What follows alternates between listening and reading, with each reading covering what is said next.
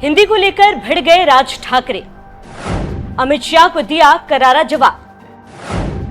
हिंदी के विरोध में 6 जुलाई को प्रदर्शन करेंगे। अब क्या करेंगे अमित शाह और पीएम मोदी?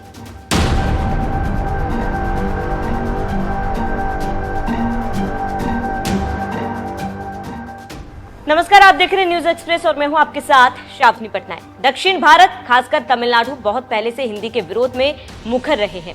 1965 में पहली बार तमिलनाडु में हिंदी थोपे जाने के खिलाफ बड़ा आंदोलन हुआ था। प्रदर्शन हिंसक हुए और तब केंद्र सरकार को यह आश्वासन देना पड़ा कि हिंदी को जबरन नहीं थोपा जाएगा। आज भी तमिलनाडु के नेता जैसे एमके स्टालिन केंद्र के हर बयान पर पूछते हैं, क्या हिंदी बोलना ही भारतीयता की पहचान है?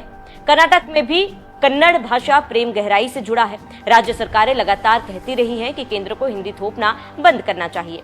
अब इस हिंदी विवाद में कूदे हैं महाराष्ट्र नवनिर्माण सेना के प्रमुख राज ठाकरे। राज ठाकरे पहले भी उत्तर भारतीयों पर हमला, हिंदी बॉर्डर्स हटाओ अभियान और मराठी सम्मान को लेकर चर्चाओं में रहे। सूत्रों के माने तो राज ठाकरे हिंदी को राष्ट्रभाषा बनाने की केंद्र की कोशिशों के खिलाफ महाराष्ट्र भर में आंदोलन की तैयारी कर रहे हैं। महाराष्ट्र की पहचान मराठी से है। हिंदी यहाँ सम्मान की भाषा है, लेकिन अगर इसे सत्ता की भाषा बनाया गया तो हम चुप नहीं बैठेंगे। यह कथन एमएनएस के एक नेता का है। राज ठाकरे के भाषणों में हिंदी हावी नहीं सहायक बने की मांग साफ दिखती है। यह जानना जरूरी है कि भारत की कोई आधिकारिक राष्ट्रभाषा नहीं है। संविधान के अनुच्छेद 343 में हिंदी को राष्ट्रभाषा माना गया है, लेकिन राष्ट्रभाषा नहीं। इसके अलावा संविधान 22 अनुसूचित भाषाओं को मान्यता देता है, जिसमें तमिल, तेलुगु, मराठी, कन्नड़, बंगाली आदि शामिल है। मतलब सभी भाषाएं बराबर है, किसी की प्रभुता नहीं हो सकती।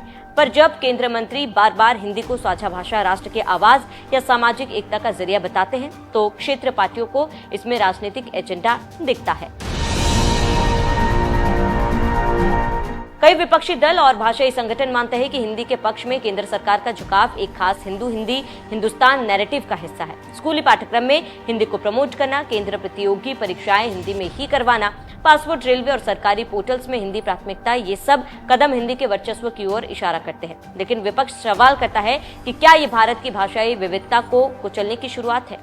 डीएमके से लेकर टीएमसी और अब एमएनएस तक यह आरोप लगातार बढ़ रहे हैं कि सांस्कृतिक एकता के नाम पर भाषाई अधिनायकवाद थोपा जा रहा है। भारत में भाषा सिर्फ संवाद का जरिया नहीं, बल्कि पहचान का प्रतीक है। तमिल, मराठी, कन्नड़, तेलुगु हर भाषा अपने राज्य की संस्कृति, इतिहास और अस्मिता से जुड़ी है। जब कोई भाषा जैसे हिंदी को राष्ट्र बना दिया जाता है, तो दूसरी भाषाओं के वक्ताओं को लगता है कि उनकी पहचान को छोटा किया जा रहा है। यही कारण है कि हर बार जब हिंदी को लेकर बयान आता है, तो विरोध सिर्फ राजनीतिक नहीं होता, वो भावनात्मक प्रतिक्रिया बन जाता है। भारत में सबसे ज्यादा बोली जाने वाली भाषा भले ही हिंदी हो, लेकिन ये पूरे देश की नहीं। 2021 के आंकड़ों के अनुसार लगभग 43 भारतीय हिंदी बोलते हैं, पर इसका मतलब ये नहीं कि बाकी 57% को अनदेखा किया जाए। दक्षिणी भारत में हिंदी बोलने वालों की संख्या कई क्षेत्रों में 10% से भी कम है। इसलिए जब नेता कहते हैं कि हिंदी को जोड़ने वाली भाषा बनाना चाहिए, तो दक्षिण भारत इसे सांस्कृतिक प्रभुत्व की कोशिश मानता है।